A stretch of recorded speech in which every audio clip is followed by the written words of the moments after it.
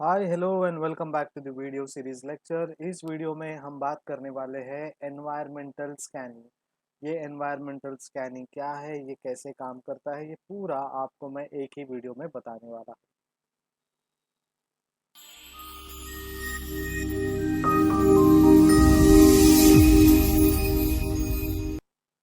Environmental scanning is the process of gathering information about events and their relationship within an organization's internal and external environment। तो ये जो environment है वो क्या करता है, एक प्रोसेस है स्कैन करने का।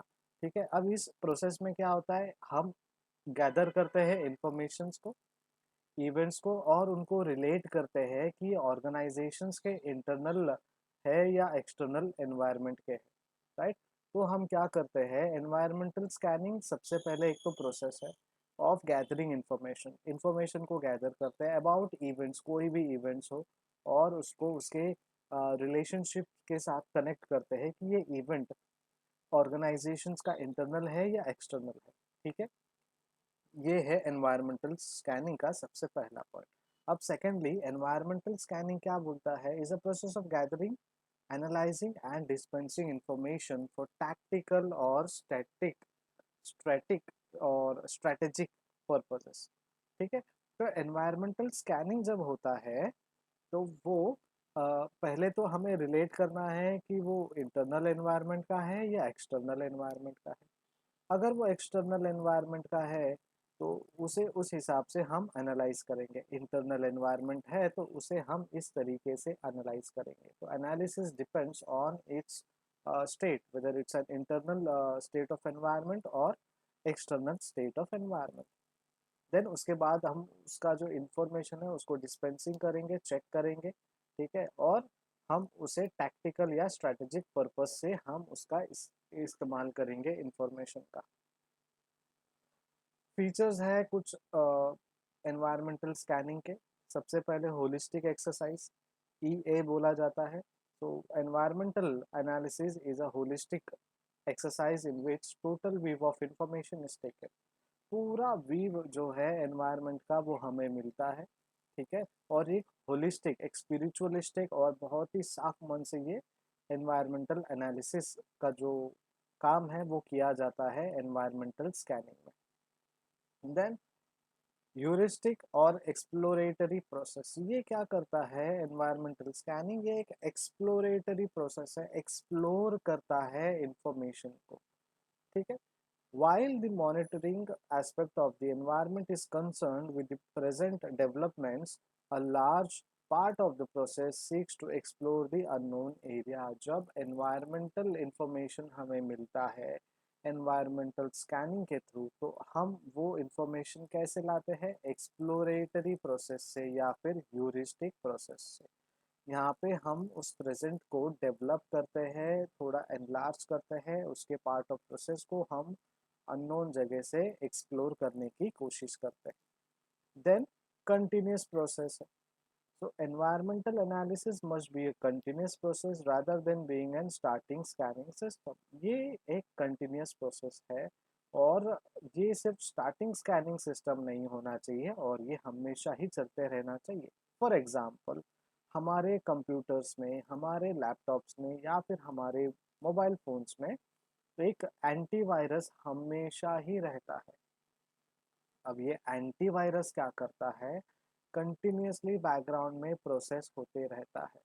अब इनके प्रोसेसिंग का काम क्या है, जो भी वायरस हो, ट्रोजन्स हो, वॉर्म्स हो, उनको हटा देता है, डिलीट कर देता है, इरेज कर देता है, और हमारा जो मोबाइल फ़ोन है उससे वायरस फ्री और बहुत ही हेल्दी रखता है। राइट, वैसे ही एनवायरमेंटल एनालिसिस हमेशा 24/7 स्कैनिंग मोड में होना चाहिए, कंटिन्यूस तरीके से। इम्पोर्टेंस ऑफ एनवायरमेंटल स्कैनिंग, अब एनवायरमेंटल स्कैनिंग के क्या क्या इम्पोर्टेंस है और वो हम लोग कैसे कर सकते हैं। सबसे पहले customer needs, it signals an organisation to the changing needs and requirements of the customers. ठीक है, तो चेंजिंग नीड्स है वो हमें ध्यान देना है, और हमारे जो कस्टमर्स है उसके रिक्वायरमेंट के हिसाब से हमें ये एनवायरमेंटल स्कैनिंग देखनी ज़रूरी है। ठीक है। So it signals an organisation to changing needs and requirement of the customer. Signal देता है कि ऑर्गेनाइजेशन में ये चेंजिंग नीड है, ठीक है, तो ध्यान देने वाली चीज़ है। देन कैपिटलाइज अपॉर्चुनिटीज, अपॉर्चुनिटी को कैपिटलाइज करना भी बहुत ही इम्पोर्टेंट है, क्योंकि it helps an organisation to capitalize opportunities earlier than the competitor. अगर पैंडमिक में आपने वर्क फ्रॉम होम नहीं दिया अपने एम्प्लॉयज़ को, तो वो एक तो सबसे पहले चीज़ अनएम्प्लॉयमेंट के लेवल में चला जाएगा, अनएम्प्लॉयड हो जाएगा, और आपके राइवल कंपनी में जाके बहुत इससे ज़्यादा बेटर सैलरी के साथ अच्छा परफॉर्मेंस दे सकता है, राइट। सो कैपिटलाइज करना बहुत ज़रूरी है। देन क्वालिटेटिव इंफॉर्मेशन भी हमें यहाँ से मिलता है, कहाँ से, एनवायरमेंटल स्कैनिंग से। कैसे? It provides a base of objective qualitative information about the environment that can be utilised for strategic management. तो क्वालिटेटिव इंफॉर्मेशन है वो बहुत ही ज़रूरी है, और हमें स्कैनिंग के थ्रू ही ये क्वालिटेटिव इंफॉर्मेशन मिलता है। तो ये क्या करता है, हमारे ऑब्जेक्टिव को बेस मिलता है जिससे क्वालिटेटिव इंफॉर्मेशन आया, उस हिसाब से हमने क्वालिटेटिवली स्ट्रेटेजिक मैनेजमेंट कर दिया, तो हमारा डिसीजन जो है वो क्वालिटेटिव होगा, प्लस फाइनेंशियली बहुत ही स्ट्रॉन्ग हमें बेनिफिट मिल सकता है, ठीक है। Then intellectual simulation, it provides intellectual simulation to managers in their decision making. Intellectual hint देते हैं एनवायरमेंटल स्कैनिंग के थ्रू, ठीक है, और वो उनके डिसीजन मेकिंग में बहुत ही फायदेमंद होता है। And last, image. It improves the image of the organization as being sensitive and responsive to its environment. तो ऑर्गेनाइजेशन का इमेज भी बहुत ही इम्पोर्टेंट है, और ये कैसे पता चलता है, एनवायरमेंटल स्कैनिंग से। तो ये एनवायरमेंटल स्कैनिंग बहुत ही इम्पोर्टेंट है। अब एनवायरमेंटल स्कैनिंग का प्रोसीजर क्या है, सबसे पहले तो ये देखेंगे कि study the forces and nature of environment. सबसे पहले तो स्टडी करना है कि फोर्सेस क्या है, फैक्टर्स क्या है, और उसके एनवायरनमेंट को, उसका जो नेचर ऑफ एनवायरनमेंट है वो देखना है। So in the first step of environmental scanning, the forces of the environment that have got sufficient significant bearing in the growth and development of the business should be identified. They may be political, economical, sociological, cultural, technological, legal, physical, environment, and global components. So, in the first step of environmental scanning, forces of environment that have got significant bearing, मतलब जब आप environmental scanning करते हो, जो environment को force करते हैं, जो बहुत ही significant है हमारे organization के growth के लिए, हमारे ऑर्गेनाइजेशंस के डेवलपमेंट के लिए, वही चीज़ों में आपको ध्यान देना है सबसे पहले, ठीक है। उसके बाद आप वो लेवल जो प्रायोरिटी है वो लेवल उसके बाद डिसाइड कर सकते हो, ठीक है। दे में भी, अच्छा, वो जो एनवायरमेंटल फोर्सेस है वो शायद पॉलिटिकल भी हो सकते हैं, economical, sociological, cultural, technological, legal, physical, environment और ग्लोबल कंपोनेंट भी हो सकते हैं। तो उस हिसाब से, उसके रिक्वायरमेंट के हिसाब से वो हायरार्की आपको डिफाइन करना है, ठीक है। Then determine the source of information. अच्छा, ये स्कैनिंग करने के बाद हमें उसका स्टडी फोर्स मिल गया, नेचर पता चल गया एनवायरनमेंट का कैसा है। अब हमें ध्यान देना है कि वो सोर्स जो है वो आया कहाँ से, क्या डिटर्मिनेंट कहाँ से मिला हमें, ये इंफॉर्मेशन कहाँ से आया। So after studying the process and nature of the environment, the source of collecting information from the environment should be determined. क्योंकि कई बार ऐसा होता है कि जो सोर्स हमें बता रहा है इंफॉर्मेशन वो सही भी हो सकता है या फिर गलत भी हो सकता है। Next is audit environmental influences. So ये जो ऑडिट है वो एनवायरमेंटली इन्फ्लुएंसेस है, ठीक है। एनवायरमेंटल इन्फ्लुएंस मतलब जो भी एक्सटर्नल फैक्टर है या इंटरनल फैक्टर है वो एनवायरमेंटल इन्फ्लुएंस, एनवायरमेंटल के प्रोत्साहन में आता है, ठीक है।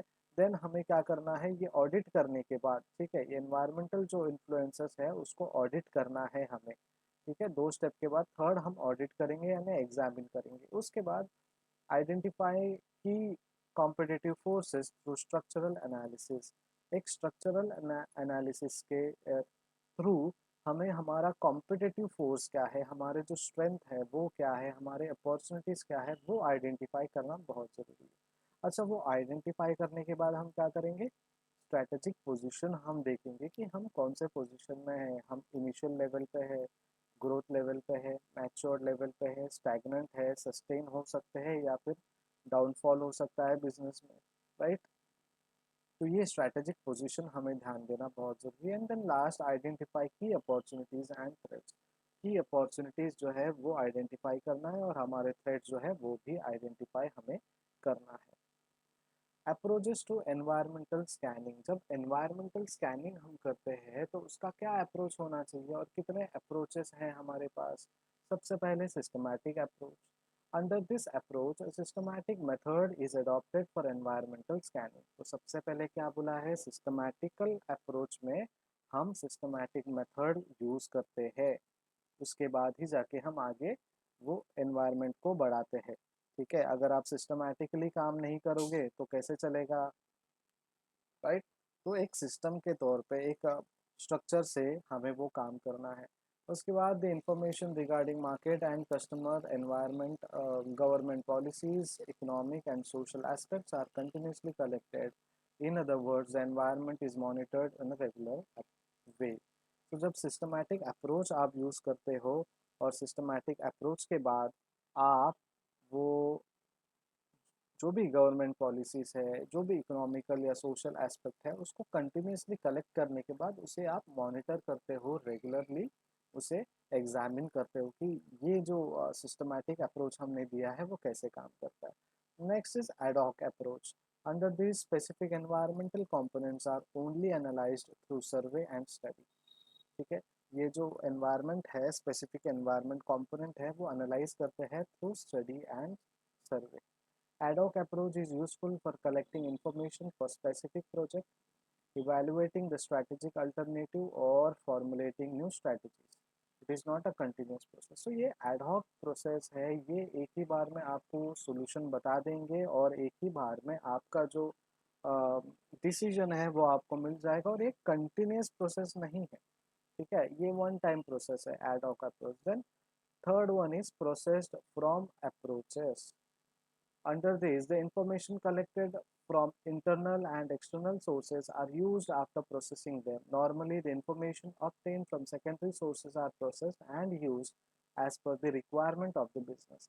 तो ये जो इंफॉर्मेशन जो कलेक्ट करते हैं इंटरनल और एक्सटर्नल सोर्सेज से, वो यूज़ किया जाता है प्रोसेसिंग के बाद। और ये इंफॉर्मेशन जब ऑब्टेन करते हैं हम सेकेंडरी सोर्सेज से, ठीक है, तो उसको प्रोसेस करते हैं और वो रिक्वायरमेंट के हिसाब से हम उसको यूटिलाइज करते हैं बिजनेस में। ठीक है, तो ये है प्रोसेस्ड फॉर्म अप्रोच, जो प्रोसेस में हम लेकर आते हैं। Then scan and assess the trend. पहले स्कैन करेंगे फिर ट्रेंड को असेस करेंगे। This is the final step of environmental scanning process. It involves a detailed and micro study of the environment to identify the early signals of potential changes in the environment। तो हम क्या करते हैं, हम उसे पहले scan करते हैं।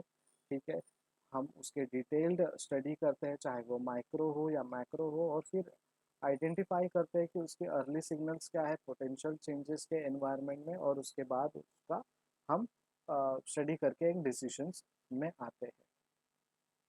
अच्छा, टेक्निक ऑफ एनवायरमेंटल एनालिसिस क्या क्या है। स्वॉट एनालिसिस एक टेक्निक है। Strength weakness are determined by internal analysis, where opportunities and threats are determined by external analysis. ठीक है, तो इंटरनल के लिए हम वीकनेस और अपॉर्चुनिटीज के बारे में बात करेंगे। ठीक है, और एक्सटर्नल में हम थ्रेट्स और वीकनेस और स्ट्रेंथ हम इंटरनल के लिए बात करेंगे। अपॉर्चुनिटीज और थ्रेट जो है वो हम एक्सटर्नल एनालिसिस के लिए करेंगे। कैरेक्टरिस्टिक्स ऑफ बिजनेस और project that give it an advantage over the others. तो स्ट्रेंथ क्या है, कैरेक्टरिस्टिक्स है हमारे बिजनेस का या प्रोजेक्ट का जो हमें एडवांटेज देता है कि यार this is the strength point of our project. Weakness जो है हमें बताता है कि हमारे डिसएडवांटेजेस क्या है जो हमें ओवरकम करना है। अपॉर्चुनिटीज़ जो है प्रोजेक्ट को एक्सप्लॉइट भी कर सकते हैं या फिर वो हमें एक एडवांटेज भी दे सकते हैं। ठीक है, देन थ्रेट्स जो है वो हमें ट्रबल कर सकता है हमारे बिजनेस को या हमारे बिजनेस प्रोजेक्ट को। तो ये है स्वॉट एनालिसिस इन शॉर्ट। इसका मैं अलग से आपको डिटेल वीडियो बना के दूंगा जहाँ पे हम डिटेल पढ़ेंगे कि ये स्वॉट एनालिसिस क्या है। Thank you so much for watching. अगर आपने अभी तक ये चैनल सब्सक्राइब नहीं किया है तो अभी के अभी सब्सक्राइब करें, ताकि आप मुझे बहुत ही ज़्यादा मोटिवेशन दें कि सर आप बहुत अच्छा कर रहे हो। ठीक है, और मुझे पता भी चलेगा कि मेरे कितने स्टूडेंट हैं जो बहुत ही एक्टिव है और पढ़ाई कर रहे हैं। ठीक है। सेकेंडली, अगर आपने अभी तक नोट्स बनाना चालू नहीं किया है तो नोट्स बनाना शुरू कीजिएगा। वीडियो में स्क्रीन पे जो भी दिख रहा है वो आपको लिखना है। मैं आपके लिए बहुत मेहनत कर रहा हूँ ताकि आपको मटेरियल्स, कंटेंट, आपका जो इंफॉर्मेशन है आपके मोबाइल स्क्रीन में आपको क्लियरली दिखे। ठीक है। तो मेरे ख्याल से आप उतना ही एफर्ट लेंगे जितना मैं आपके लिए ले रहा हूँ। ठीक है। So this is Professor Prem signing out, and thank you so much for studying, and thank you so much for following all the rules and regulations जो मैंने आपको पहले वीडियो में दिया था। Thank you so much. Bye bye.